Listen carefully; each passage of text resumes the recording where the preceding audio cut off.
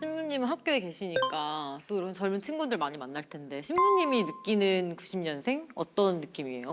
우선 첫째로 느끼는 거는 술을 잘 안 마시고요. 어. 근데 그거는 굉장히 시사하는 바가 많다고 생각하는데 이 술을 마신다는 게 개인의 취함 이게 이제 일본에 있고 그다음 집단의 취함이라는 게 있잖아요. 두 개 같이 있는데 요즘 친구들한테는 집단이라는 것 자체가 중요하지 않기 때문에 집단의 취함이라는 건 필요가 없는 거죠. 그러니까 결국은 술 마실 필요가 이유가 하나가 싹 줄어든 거고 개인의 취함은 일종의 뭐 요즘 유행하는 말로 도파민 샤워라는 말로 바꿀 수가 있잖아요. 술 취한다는 것이. 근데 도파민 샤워장이 너무 많은 거죠. 그러니까 술집 말고도 우리가 갖고 있는 스마트폰이나 이런 거에서도 얼마든지 즐거운 자극을 받을 수 있으니까 굳이 그거를 갖다가 알코올이라는 샤워를 통해 가지고 내 도파민 자극을 받을 이유가 사실은 없는 거죠. 그러니까 그렇게 따지고 보면은 술을 마시지 않게 되는 합당한 이유가 생긴다고 생각을 하고요. 그 다음에는 이제 뭐 약간 무거운 주제 이런 거 좀 싫어하고 그리고 강렬하거나 어떤 뭐 펀치라인이라고 하는 딱 엣지를 주는 하나의 중요한 어떤 메시지가 강한 짧은 거 좋아하고 우리가 쇼츠라고 말하는 이제 그런 게 그런 거고 그리고 그런 세대이기 때문에 작가님도 느끼셨을지 모르겠지만 기승전결로 뭔가를 표현하는 것 자체를 굉장히 그러니까 그 기승전결로 표현된 것들을 이해하는데 왜 이걸 이해해야 되지? 혹은 어려움을 겪는 것 같더라고요. 바로 지시적으로 딱 들어가야지 되는 거고 서술적으로 그냥 바로 나가줘야 되는 게 요즘 학생들의 특징인 것 같고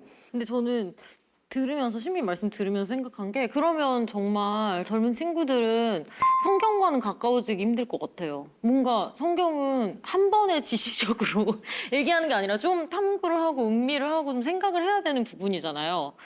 또 청년 성서 모임 지도도 하시고 청년들과 가까이 계시는 어려운 질문이에요. 신부님 어떻게 느끼시나요? 근데 저는 한편으로는 그런 생각도 들어요. 저는 이제 어제도 그렇고 이제 고등학교에서 가끔 불러서 가는 경우가 있어요. 고등학교 강의를 이제 가는데 학교들, 그러니까 종교, 천주교 학교가 아닌데도 이렇게 종종 불러주시거든요. 학교들에서, 고등학교들에서. 그 이유는 뭐냐 하면, 뭐 그 친구들은 이제 90년대 생보다도 더 젊은 이제 00년대 이후의 아이들, 청소년들인데, 어떤 정서적인 위로와 어떤 행복에 대한 갈망, 이러한 것들을 어떻게 조금이라도 더 채워줄 수 있는가에 대해서 선생님들이 고민을 많이 하시는 거죠. 근데 학생들, 사실 고등학생들 강의가 되게 힘들거든요. 대학생들이나 뭐 이런 대중 어떤 다른 강연보다. 근데도 눈이 정말 반짝반짝 하면서 집중해서 아이들이 같이 이거를 소통하고 듣고 또 여러 가지 고민에 대해서 이야기하고 이런 순간들이 있어요. 그때 되게 어떤 좋은 에너지와 또 저도 이제 그런 에너지를 받게 되는데 그런 걸 보면 아, 우리 젊은 세대들이 어떤 디지털 안에만 갇혀 있는 게 아니라 물론 거기에서 활동도 많이 하지만 또 한편으로는 내가 원하는 것, 이루고자 하는 것에 대한 갈망을 분명히 가지고 있구나. 근데 그것을 찾아나가는 방법에 있어서는 또 학생들이기 때문에 좀 서투를 수도 있고 그렇다면 그러한 것들을 우리가 어떻게 또 심어줄 수 있을까? 그런 걸 생각해 보면 영적인 측면에서도 영성적인 측면에서도 우리가 잘 이것을 알려주고 학생들에게 설득했을 때 그리고 도파민이라는 게 핸드폰을 통해서만 나오는 게 아니라 신앙을 통해서 함께하는 유대 안에서 나오는 걸 느끼게 되는 순간 이들도 또 참된 신앙인으로서 성숙할 수 있지 않을까라는 기대도 되게 많이 갖게 되는 것 같아요.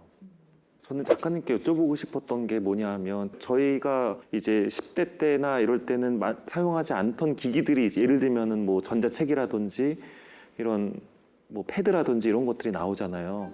그럼 책 읽는 방법도 요즘 많이 전자책으로 많이 보고 이게 조금 달라졌을 것 같은데 어떠세요? 근데 아직도 이 종이 출력으로 해서 다 교정을 보고, 그러니까 그 버릇은 똑같은데요. 다만 이제 그냥 정보 서치용으로 필요한 자료는 이제 이북으로 볼 수 있어요. 그전에는 아예 이북은 거의 읽지를 못했거든요.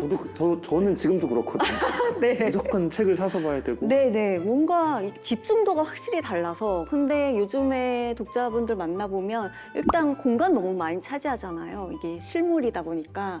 그래서 이북을 좀 즐기시는 분들도 좀 확실히 늘어나고는 있는 것 같아요. 그런 것 같습니다.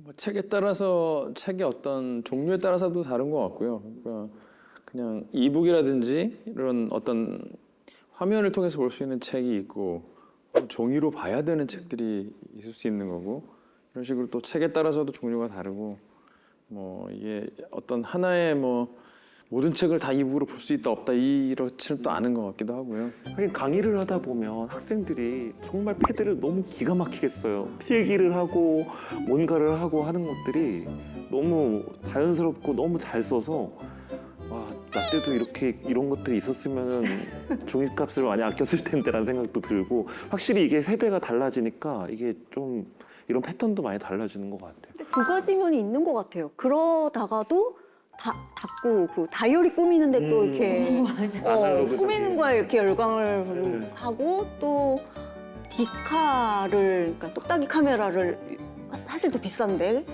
폰으로 안 하고 그걸로 해서 또 즐기고 필름 카메라도 네 필름 카메라 하고 그래서 요 세대가 상당히 좀 독특한 것 같아요.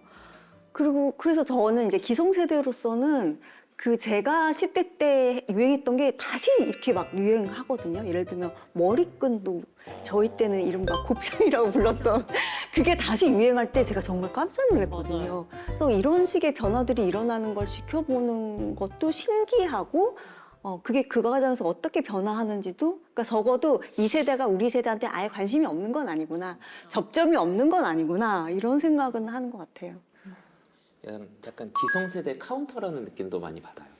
무슨 얘기냐면 밈이라고 하는 것들이 생겨나고 사라지는 역사를 보면 보통 밈이나 은어 같은 경우는 그들 사이에서 먼저 생성되고 유행을 타는 것인데 이게 대세를 타거나 미디어에 나오면 그 밈 끝이라고 하거든요. 싫은 거죠. 자기 은어는 원래 자기들만의 이 집단이 사용하는 것이 원래 밈과 이제 유행 아니면 은어의 원래 뜻인데 그런 것들이 메인에 올라가거나 예를 들면 뭐 지상파에서 유재석 씨가 얘기하거나 런닝맨 하고 이러면 끝이라고 본인들도 알아요.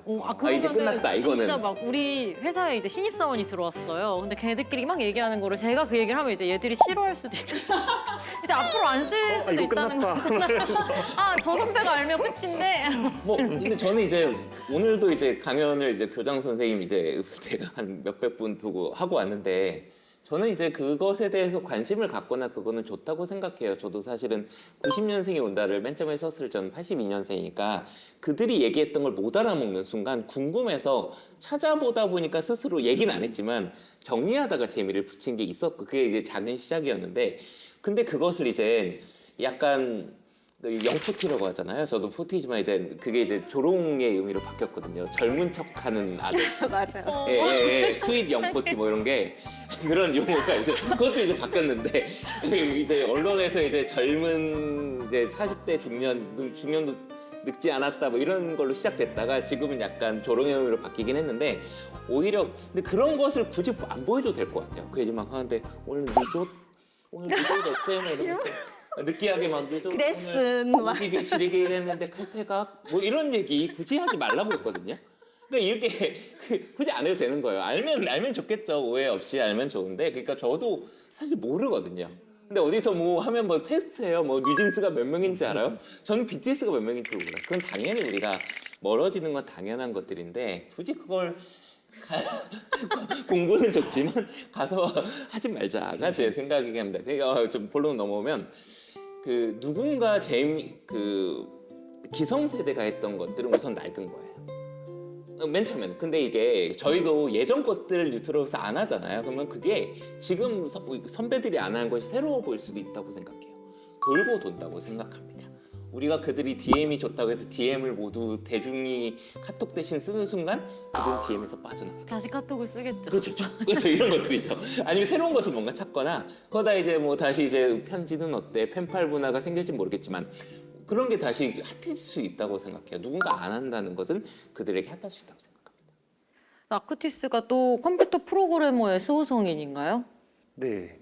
그러니까 홈페이지를 통해서 일단 본인의 재능을 이제 잘 이렇게 살렸다라는 측면에서 미디어 그리고 이제 컴퓨터 프로그래머들의 어떤 수호성인으로서 반포가 됐죠. 근데 이제 항상 이게 오프라인과 온라인의 어떠한 삶이 연결이 잘 돼서 이것을 우리가 새롭게 가지고 있는 여러 가지 누리고 있는 이 과학 기술들을 어떻게 사용했느냐에 대한 굉장히 좋은 지표가 되는 성인이라서 그렇게 또 반포가 된 것 같아요. 근데 이제 성체 기적들이라든지 그리고 또 이 성인이 남긴 이야기 중에 나는 성체가 나의 고속도로입니다라는 이야기를 이렇게 남겼거든요. 그러니까 성체에 대한 신심이 뛰어나서 그러면 내가 가지고 있는 어떤 재능, 기술을 가지고 이거를 어떻게 세상에 더 이 기쁜 소식을 알릴까에 대한 고민을 했다는 것. 참 이것이 우리가 내가 가지고 있는 좋은 것들을 나는 얼마나 하느님을 위해서 쓰고 있지? 그런 질문을 우리에게 해주는 또 성인이기도 한 것 같아요.